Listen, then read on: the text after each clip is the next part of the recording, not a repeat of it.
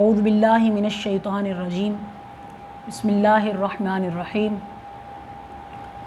الحمدللہ وکفی والصلاة والسلام علی سید الانبیاء محمد المصطفیٰ وعلی آلہ الطیبین واصحابہ الطاہرین الہدیٰ اما بعد فاعوذ باللہ من الشیطان الرجیم بسم اللہ الرحمن الرحیم الا ان اولیاء اللہ لا خوف علیہم ولا هم یحزنون صدق اللہ العظیم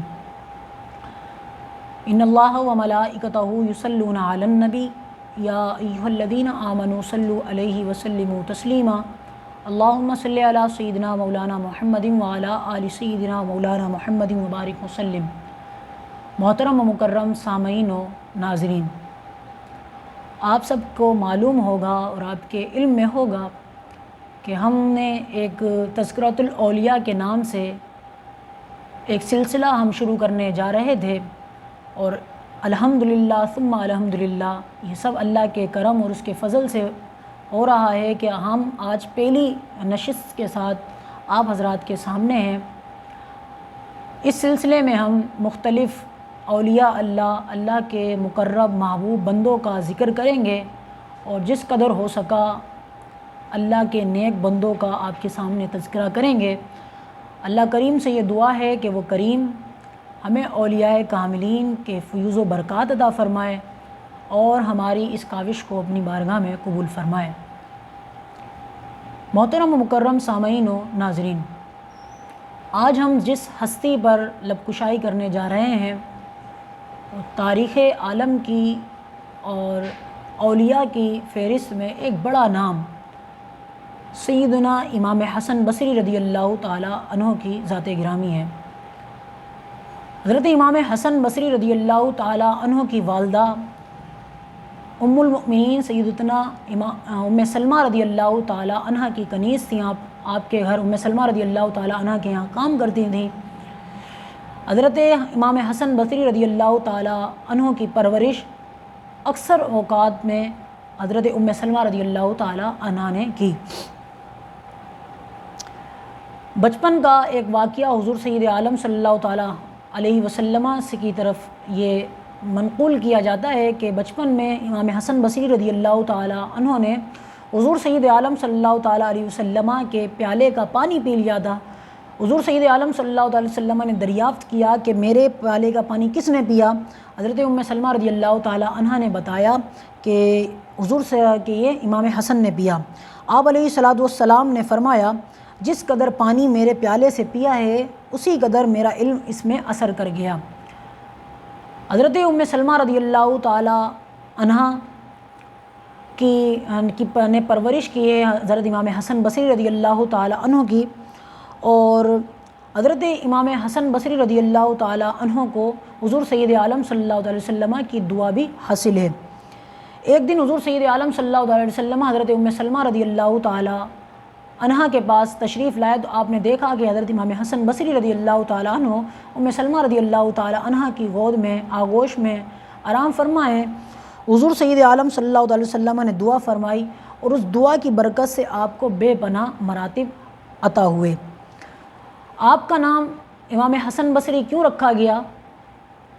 حسن اس لیے رکھا گیا کہ جب حضرت عمر فاروق رضی اللہ تعالیٰ عنہ کے پاس آپ کو لایا گیا تو حضرت عمر فاروق رضی اللہ تعالیٰ عنہ نے آپ کی والدہ کو فرمایا کہ اس کا نام حسن رکھو کیونکہ یہ خوب روح اور حسین لڑکا ہے۔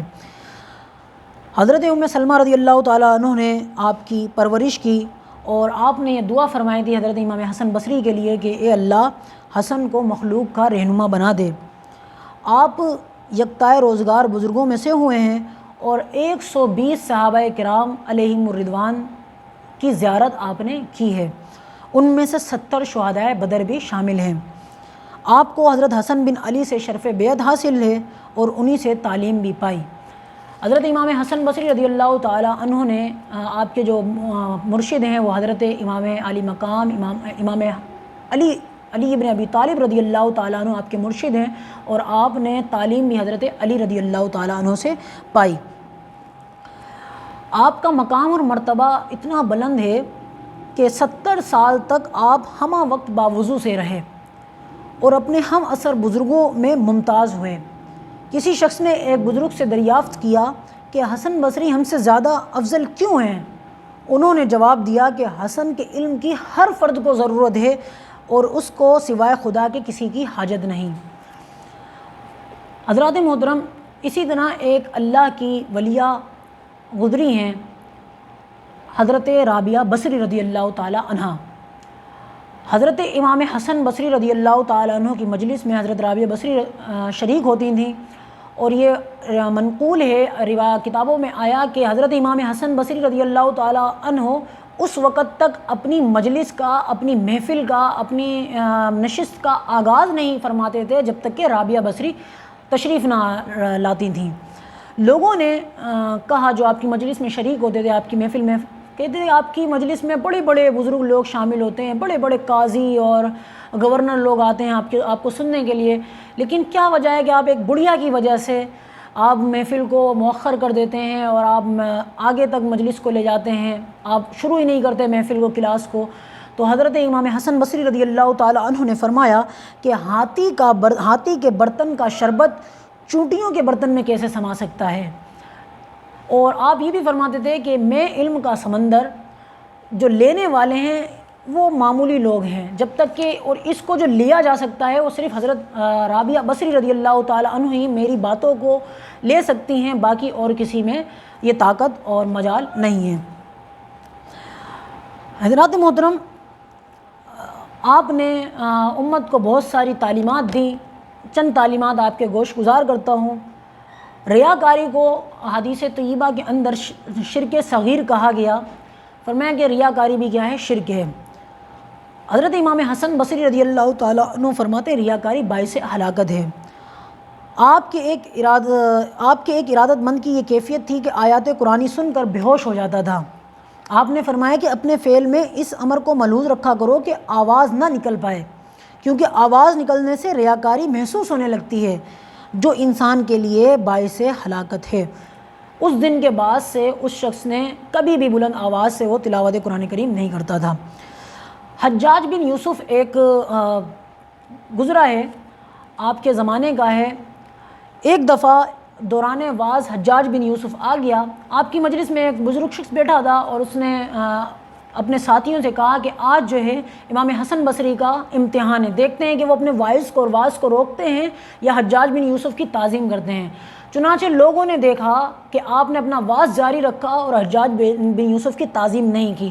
جب آپ اپنے واز سے فارغ ہوئے تو پھر حجاج بن یوسف نے آپ سے آ کر ملاقات کی، آپ نہیں گئے، حجاج بن یوسف نے آپ سے ملاقات کی اور فرمایا اور کہنے لگا، حجاج بن یوسف پہلے آپ کی قدم بوسی کی، آپ کے دست بوسی کی، اس کے آپ کا ہاتھ مبارک کا بوسہ لیا، لوگوں سے کہا کہ اگر تم مرد خدا سے ملنا چاہتے ہو تو حسن کو دیکھ لو۔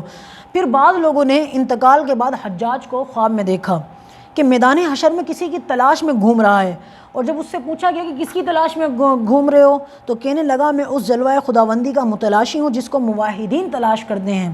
لوگ کہتے ہیں کہ وقت مرگ حجاج کی زبان پر یہ کلمات تھے کہ اللہ تو غفار ہے اور تجھ سے بڑھتر کوئی دوسرا نہیں، لہٰذا اپنی غفاری ایک کم حوصلہ مشت خاک پر بھی ظاہر کر کے اپنے فضل سے میری مغفرت فرما دے، کیونکہ پورا عالم یہی کہتا ہے کہ اس کی بخشش ہرگز نہیں ہو سکتی اور یہ عذاب میں گرفتار رہے گا، لیکن اگر تو نے مجھے بخش دیا تو سب کو معلوم ہو جائے گا کہ یقیناً تیری شان فعال لما یرید ہے۔ جب حسن بصری نے یہ واقعہ سنا تو فرمایا کہ یہ بد خصلت بدبخت انسان حصول آخرت بھی اپنی مرضی سے کرنا چاہتا تھا۔ حجاج بن یوسف کی آپ نے مذمت کی، اور جب یہ واقعہ سنا تو آپ نے فرمایا کہ آخرت بھی اپنی مرضی سے چاہتا تھا۔ حضرت امام حسن بصری کی اپنے مرشد یعنی حضرت امام علی مقام امام علی ابن ابی طالب رضی اللہ تعالیٰ عنہ سے ملاقات ثابت ہے۔ حضرت علی جب وارد بصرہ ہوئے، بصرہ میں آئے تو آپ نے تمام واعظین جو خطیب تھے ان کو خطابت سے روک دیا اور تقریر کرنے سے منع کر دیا۔ لیکن جب حسن بصری کی مجلس واعظ میں پہنچے تو ان سے پوچھا تم عالم ہو یا طالب علم؟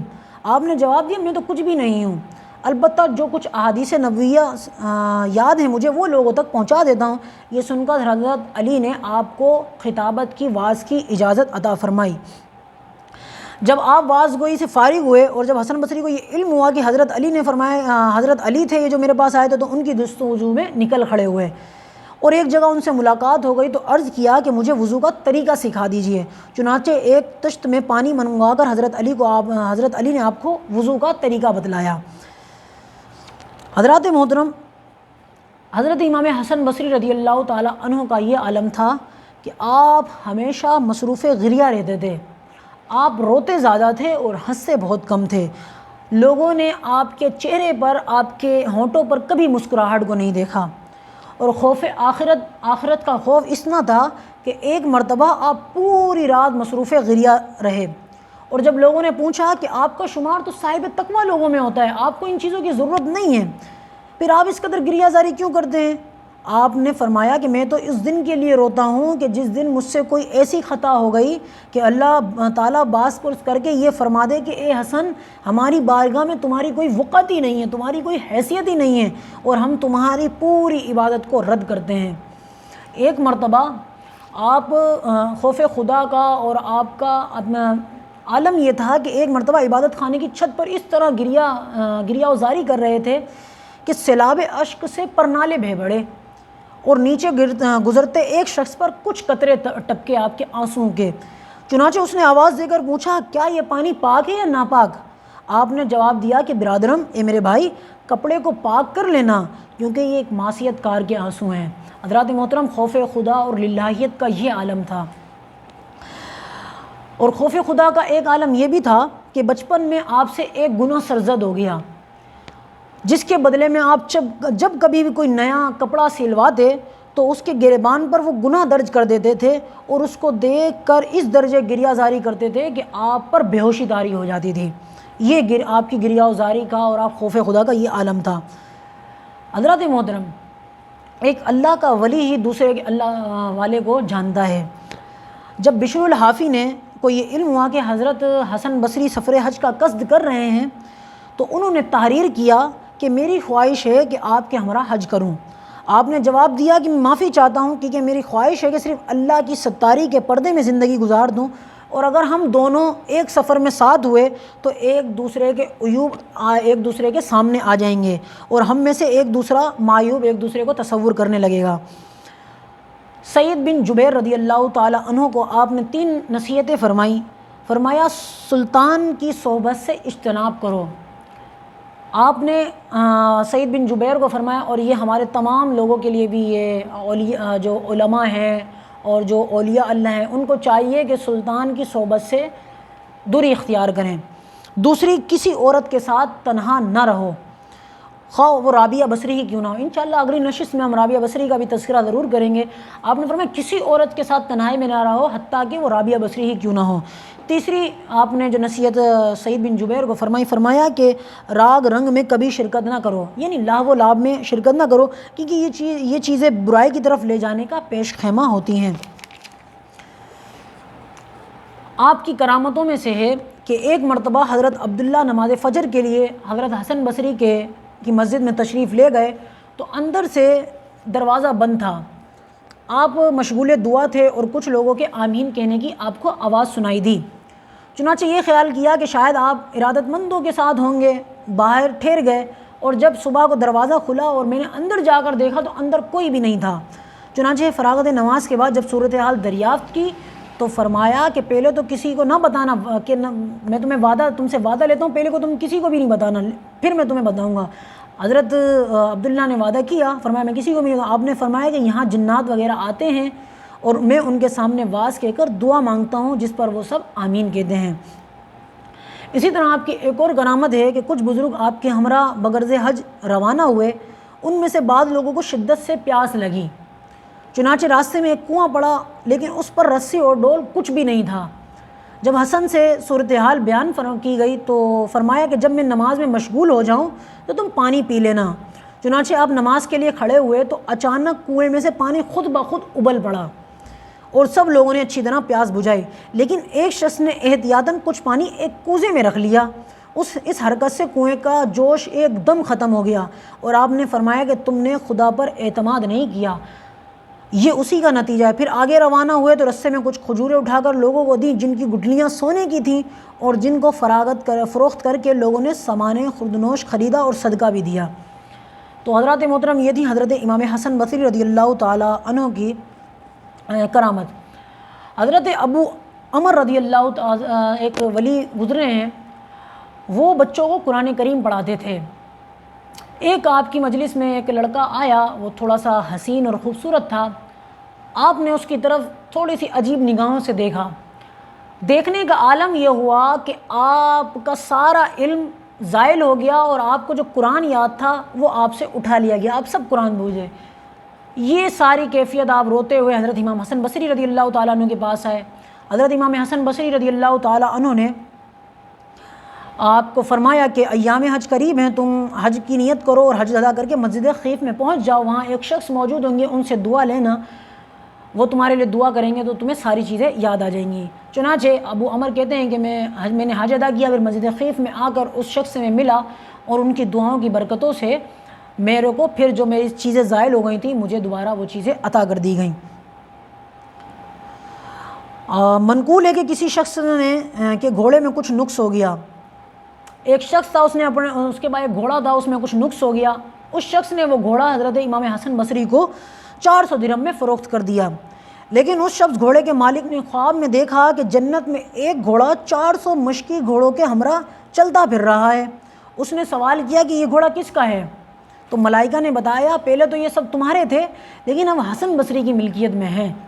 وہ شخص بیدار ہو کر حضرت امام حسن بصری رضی اللہ تعالیٰ عنہ کے پاس دوڑتا ہوا آیا اور عرض کیا کہ اپنی رقم واپس لے لیں، مجھے گھوڑا واپس کر دیں۔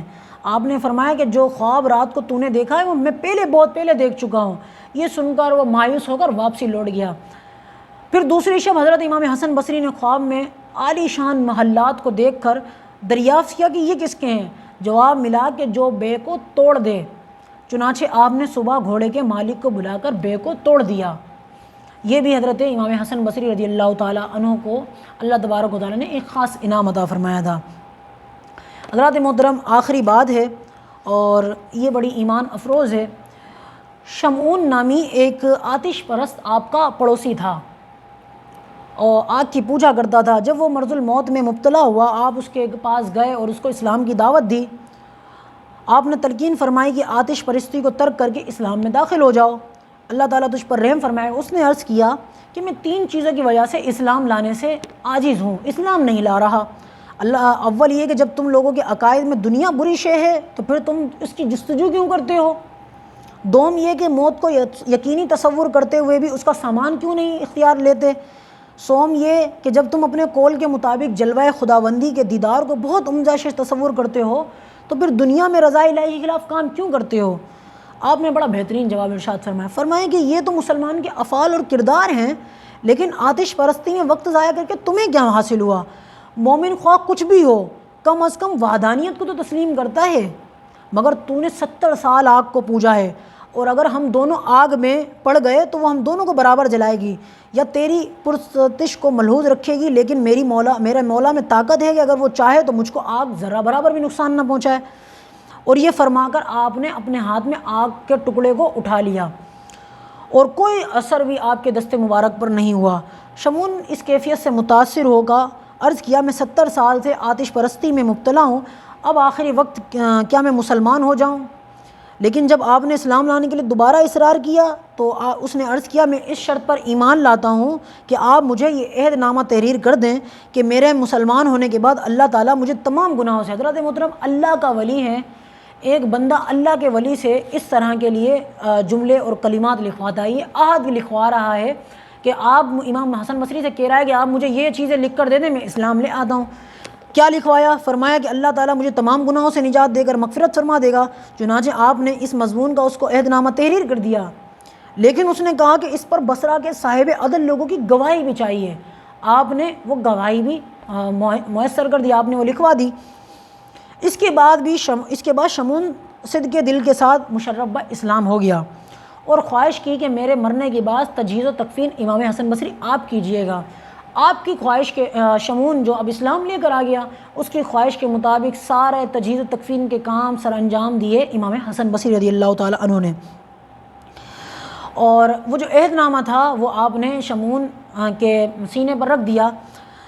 یہ وصیت کر کے کلمہ شہادت پڑھتا ہوا دنیا سے رخصت ہو گیا اور وہ شخص آپ نے امام حسن بصری نے اس کو جنت میں ٹہلتا دیکھا، اور جب آپ نے اس سے سوال کیا کہ تجھ پر کیا گزری، حضرت امام حسن بصری اس شخص سے پوچھ رہے ہیں شمون سے، تو اس نے عرض کیا کہ خدا نے اپنے فضل سے میری مغفرت فرما دی ہے، اور جو انعامات مجھے عطا کیے وہ ناقابل بیان ہیں، لہٰذا اب آپ کے اوپر کوئی بار نہیں، اب آپ اپنا عہد نامہ یہ لیں واپس لے لیں، کیونکہ اب مجھے اس کی کوئی حاجت نہیں ہے۔ اور جب صبح کو آپ بیدار ہوئے تو آپ نے اپنے ہاتھ میں اس عہد نامے کو پایا، آپ نے اللہ تعالیٰ کا شکر ادا کرتے ہوئے فرمایا کہ اے اللہ تیرا فضل کسی سبب کا محتاج نہیں، جب ایک آتش پرست کو 70 سال آگ کی عبادت کے بعد صرف ایک مرتبہ کلمہ پڑھنے کی وجہ سے تو اس کو جنت میں داخل کر کے بے شمار نعمت انعامات فرماتا ہے، اور تو نے اس کی مغفرت کر دی، تو جس نے 70 سال تیری عبادت و ریاضت میں گزارے وہ کیسے تیرے فضل و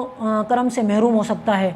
مجھے یقین ہے کہ جس نے ایک بار بھی کلمہ پڑھ لیا، لا الہ الا اللہ محمد رسول اللہ کی گواہی دے دی، تو اسے داخل جنت کرے گا اور اسے بے شمار انعامات سے نوازے گا۔ اسی طرح حضرات محترم چند ایک باتیں آپ کے ہوش گزار اور کر دوں حضرت امام حسن بصری سے متعلق۔ غیبت کے ایک شخص نے آپ کی غیبت کی اور آپ کے پاس آگے بتایا کہ فلاں شخص نے آپ کی غیبت کی، آپ نے اس کو کچھ کھجور عطا کی، مطلب اس کو آپ کے لیے تحفہ مٹھائی کا دیا، اور آپ نے عرض کیا فلاں شخص آپ یہ اس کو جا کر کھجوریں دے دو کہ تم نے اپنی نیکیاں، اور اس کو کہو کہ تم نے اپنی نیکیاں میرے نامہ اعمال میں درج کرا دی ہیں، میں اس کا تم سے کوئی معاوضہ نہیں لیتا بلکہ یہ میری طرف سے تمہیں ہدیہ اور گفٹ ہے۔ حضرات محترم، آپ رضی اللہ تعالیٰ عنہ کی وفات کس طرح ہو رہی ہے؟ دم مرگ میں آپ مسکراتے ہوئے فرما رہے تھے کون سا گناہ، کون سا گناہ، کون سا گناہ، یہ کہتے ہوئے آپ کی روح پرواز کر گئی۔ پھر کسی بزرگ نے خواب میں دیکھ کر پوچھا کہ عالم نزا میں آپ مسکرا کیوں رہے تھے اور بار بار یہ کیوں کہہ رہے تھے کون سا گناہ، کون سا گناہ؟ فرمایا کہ دم نزا مجھے یہ ندا سنائی دی کہ اے ملک الموت سختی سے کام لو، کیونکہ یہ ایک گناہ اس کا باقی رہ گیا ہے۔ چنانچہ اس خوشی میں مسرور ہو کر بار بار میں کہہ رہا تھا کون سا گناہ، کون سا گناہ۔ وفات کی شب میں کسی بزرگ نے خواب دیکھا کہ آسمان کے دریچے کھلے ہوئے ہیں اور ندا کی جا رہی ہے کہ حسن بصری اپنے مولا کے پاس حاضر ہو گئے اور اللہ ان سے راضی ہے۔ اللہ تبارک و تعالیٰ سے یہ دعا ہے کہ وہ کریم ہمیں ان اپنے اسلاف کی اور اولیاء اللہ کی تعلیمات پر عمل کرنے کی توفیق عطا فرمائے اور ان کے فیوز و برکات ہمیں حاصل ہوں۔ وما توفیقی الا باللہ۔